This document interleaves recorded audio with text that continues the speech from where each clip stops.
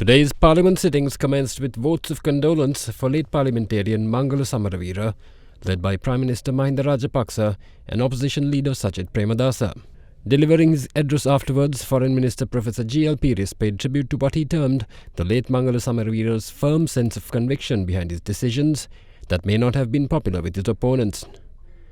The co-sponsoring of United Nations Human Rights Council Resolution 30/1 was, the Foreign Minister said, a key example of this.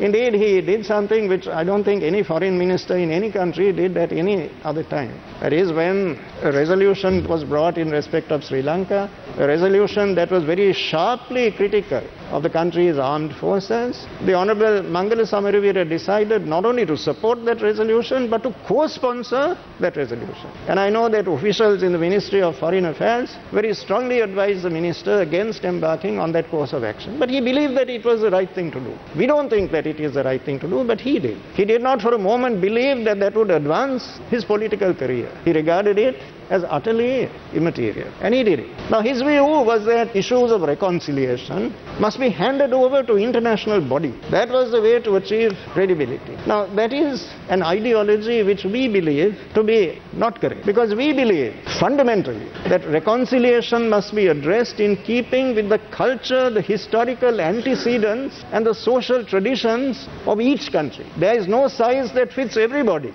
It is impractical to evolve a solution in Geneva and to impose it on the rest of the world. And that is the point of view which I will express at the 49th session of the Human Rights Council, which commences on the 28th of February. But that is not a reason to have less respect for the personality and the convictions of Mangala Samaraweera. He did what he thought was right. We may not agree with it and we will not do it, but throughout his life, he did not consider expediency to be important. What he came there was to try and get a resolution in favor of Sri Lanka, keeping it in line with the joint statement of the UN Secretary General and our President at that time. I must first tell one thing, that the whole government agreed to it. Everyone who sat in that cabinet agreed to it. No one can say no, because in New York, he is the one who negotiated, and Mr. Mangala Samaraweera and the President both spoke to me, and I was in Colombo. And when they approved it, I discussed it further with some of the ambassadors here, and we came to cabinet. So no one can wash their hands. We are all responsible. That much I must say. But there's one thing I told him and he agreed. There's going to be no war trials. We have not signed the Rome Convention. We are not going to sign the Rome Convention. So within that, we should do. I must here quote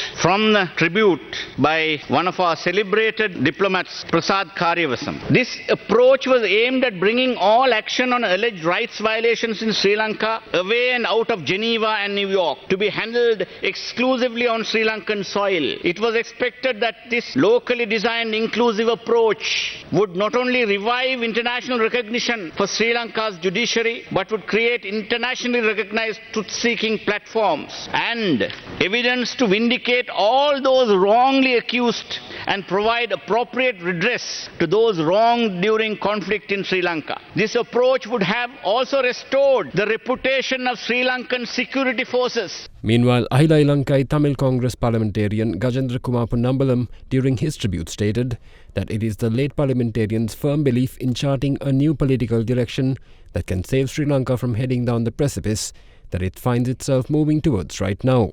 It is the Mangala Samaraweera after he left mainstream political parties, a man who was free enough to voice his own genuine opinion of the direction in which this country must take, that I could find myself subscribing to. It is the only quality, in my view, Honourable Speaker, that can save this country. That says that we have had enough of the past. We must have a clean break and that we must think anew, because we have hit rock bottom in following the past.